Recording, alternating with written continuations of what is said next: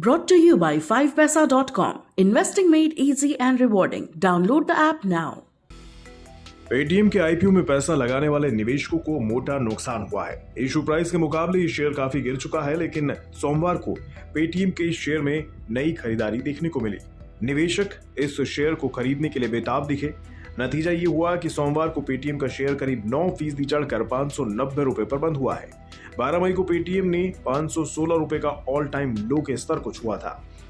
All time आंकड़े को छूने के बाद पेटीएम में खरीदारी ऊपरी स्तरों पर फंसे निवेशकों के लिए उम्मीद की किरण लेकर आई है। पेटीएम में नई खरीदारी एक खबर से आई है। दरअसल पेटीएम जनरल इंश्योरेंस के लिए लाइसेंस अप्लाई करने जा रही है। जनरल इंश्योरेंस के लिए जो नई एंटिटी बनेगी उसमें पेटीएम की 74% हिस्सेदारी होगी। इसके अलावा कंपनी ने रहेजा QBE जनरल इंश्योरेंस के अधिग्रहण की डील को खत्म कर दिया है।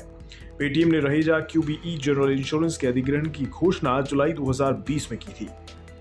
स्टॉक एक्सचेंज में दी गई जानकारी के मुताबिक पेटीएम इंश्योरटेक प्राइवेट लिमिटेड ने Raheja QBE general insurance company limited में 100% हिस्सेदारी खरीदने के लिए एक समझौता किया था, जिसको अब कैंसिल कर दिया गया है। लेकिन पेटीएम जनरल इंश्योरेंस कारोबार पर बुलिश है। अब कंपनी अपनी तरह से जनरल इंश्योरेंस कारोबार के लाइसेंस के लिए अप्लाई करेगी। पेटीएम के लिए एक अच्छी खबर और है। चालू कारोबारी साल की शुरुआत पेटीएम के लिए अच्छी रही है। अप्रैल महीने में 26 लाख लोन अपने यूजर्स को दिए। इन लोन की वैल्यू 1657 करोड़ रुपए बैठती है। मर्चेंट पेमेंट वॉल्यूम में सालाना आधार पर 102% की बढ़ोतरी देखी गई। अप्रैल में कंपनी का मर्चेंट पेमेंट वॉल्यूम 95,000 करोड़ रुपए का रहा है। मंथली ट्रांजैक्टिंग यूजर्स की संख्या भी 73,50,000 रही है। ये सभी इंडिकेटर्स पेटीएम के लिए सही साबित हुए हैं। इन्हीं वजह से पेटीएम में नई खरीदारी देखने को मिली है। इसके अलावा पेटीएम के फाउंडर विजय शेखर शर्मा ने कंपनी के फ्यूचर प्लान को लेकर एक ट्वीट भी किया है।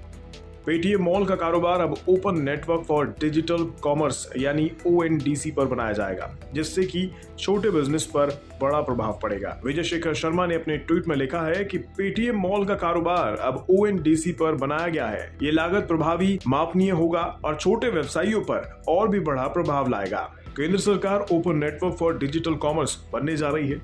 इस नेटवर्क की मदद से छोटे रिटेलर्स को भी ई-कॉमर्स का भरपूर फायदा मिलेगा। उनके प्रोडक्ट्स की पहुंच भी ई-कॉमर्स प्लेटफॉर्म पर करोड़ों ग्राहकों तक होगी। इससे Amazon और Flipkart जैसी बड़ी कंपनियों की बादशाहत खत्म हो जाएगी। ये अपनी तरह का दुनिया का पहला नेटवर्क होगा। इस पहल का फायदा ग्राहकों को भी मिलेगा। पेटीएम को लेकर एक के बाद एक अच्छी खबरें आई हैं, जिसके बाद निवेशक बुलिश देख रहे हैं।